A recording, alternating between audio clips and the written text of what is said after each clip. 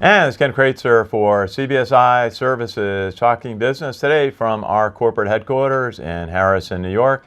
And I'm very glad to have a guest with us today, and that is Colner, who is the CEO of DigiStarMedia, also a professor at Fordham University. Robin, great to have you visit.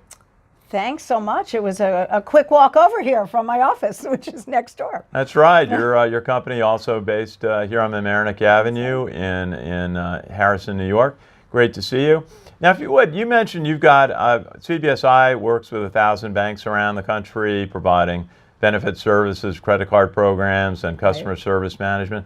Tell us a little bit about your experience in working in the banking industry. I worked in the banking industry in the most exciting time for it. That was when all the product development was happening on the consumer front, everything from ATNs to collateralized mortgage obligations to everything that worked really well in those days. And I was the first person to put a picture of a human being on a bank brochure. That was in the state of California because the banking laws there were better than the ones in New York. And it was because that industry needed to be consumer driven in how it spoke to its consumers and how it analyzed what products to develop and how to market. So I was at the very beginning of that. Well, I remember when we did a lot of brochures on insurance programs. I mean, we've worked on insurance programs at CBSI for almost 40 years, and most of that time in the bank industry, that when we put pictures of people onto a brochure, the product sales were always up. And so I agree 100% with you on that. But that's when we used to do a lot of direct mail testing, different brochure types, and always had different sequences and different art and the brochures. And we used to do, remember bank tail envelopes? Did you ever do bank tail envelopes in a credit card statement? Yeah. Okay. Well, we did those, and everything we did, we tested. And when we put pictures of families and people onto the brochures and creative, we always did better. So that form of being able to create a relationship with someone is the foundation for everything that's happening in digital and social media today. People don't realize that. They think that it's more of a remote automated system. It's high tech, that it has to do with data, all of which is true. But at its core, relationship building is key. And that's what those pictures started to do. It helped people feel that the bank was not some remote place, but that it was some place that was there for them. Very good. Well, Robin, we're in our series about social media for business and for banking. We're hearing a lot about enterprise social media. When you're in charge of projecting your organization, a bank, out to hundreds of thousands, even millions of consumers, it's different than when you're doing it in a small organization. That's right. What are some of the things, the key trends that you're seeing?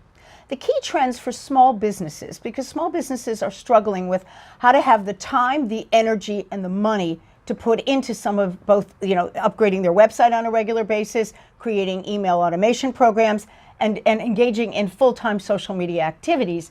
The key is to be able to find where your customers are, identify one or two channels, dedicate resources to it, assume that you're going to have some money to test and measure, and remember to build relationships.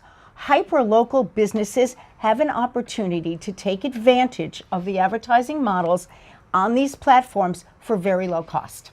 Absolutely. And one of the things that we're seeing, we're doing a video today, is the increasing amount of video usage in social media for being able to outreach and tell a story.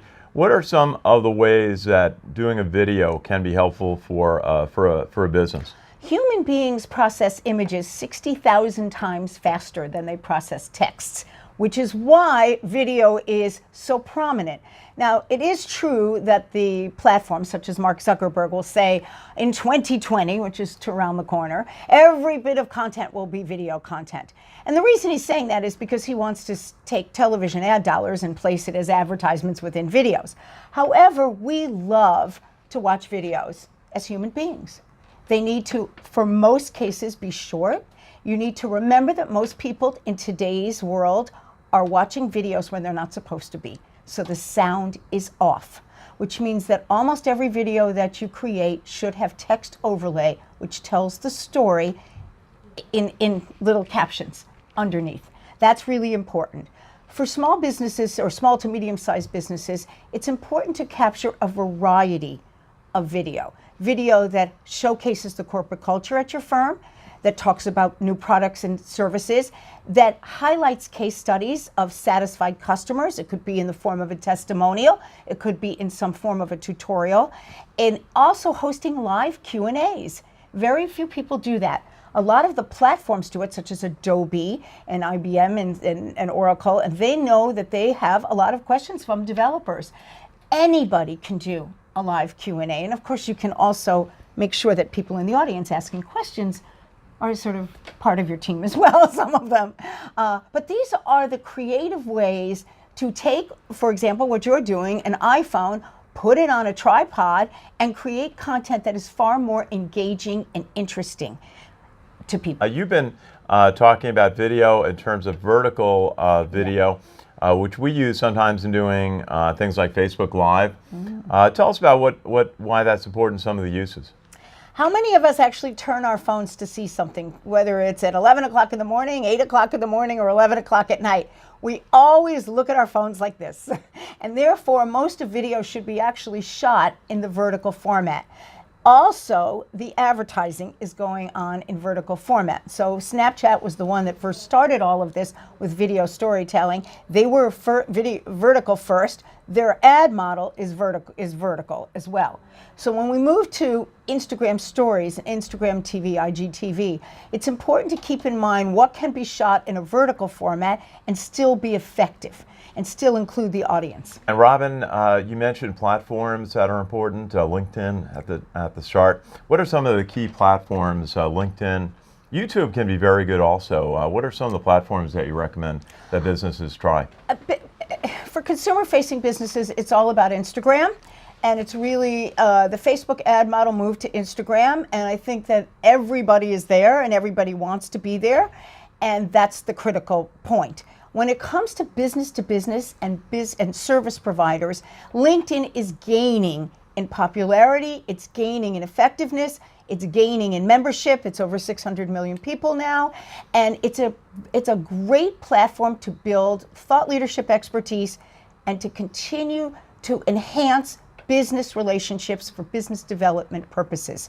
One of the comments that I get back from people often is, how do I know anybody's on LinkedIn? It doesn't seem like anybody's making comments. When someone puts something out on Facebook, they get 100 likes. When they put something out on LinkedIn, they don't get all that much. You might get video views, a lot of good video views, which of course the platform is making sure happens. In other words, the platforms decide the kind of content that they want you to produce as an individual or a business, and then they make sure they send it to more people. And that's why your videos get a lot of good views, and that's why it's important in LinkedIn to think about ways to include video content. The other point I was raising is that if fewer people are making overt engagement activity, like shares, comments, when you do it, or when an individual or business development professional engages in that, it stands out. And that's perfect for relationship building. And remember, that's at the core of what social media was all about. And YouTube can also be helpful for doing how-to videos about how to use your product. YouTube has always been incredible. First of all, it has a dual purpose. It not only is an entertainment value, it's an information value, but it has a search engine optimization value for anybody in their personal name or their expertise or their business, because it is the second largest search engine. Of course, Google is the first, and Google owns both. They did drop the ball a little bit by not encouraging the use of live streaming. They had that technology before Facebook did. They just didn't promote it. A lot of changes in doing promotions on social media is how the distribution has changed. Right. As some of the platforms have matured, changed their distribution patterns, their algorithms. Everyone talks about trying to understand. What are some of the key trends that you've seen and some of the ways businesses can react to that? Businesses need to understand that the algorithms are constantly changing, but most importantly, they're changing to encourage two things. One, to pay to get advertising to a targeted market, And sometimes that doesn't have to be a major amount of money. It's far less than what television commercials cost, for example. And you can learn a lot about your customer base through it. And the other is, as we mentioned earlier in the interview, video, because the algorithms are favoring content that's created in video format. Well, it's a lot going on. It's a constantly changing kind of media to work with. Robin, you're teaching classes for Fordham University. Tell us about some of the key things you're working with your students on. We have a set of 6 classes in our professional certificate program. The classes change as the dynamic in digital marketing changes. The 6 classes highlight what I think is most important for our students, and that's to understand that the digital ecosystem has a number of channels. It's important to understand the functionality of each one of them and to use them on an integrated basis so that one channel helps to amplify the benefits and the content that's being put in other channels. This is what real marketers have learned to understand and to internalize. It's all about the integration. The second thing I make sure that my students learn is that this new world of marketing is customer centric.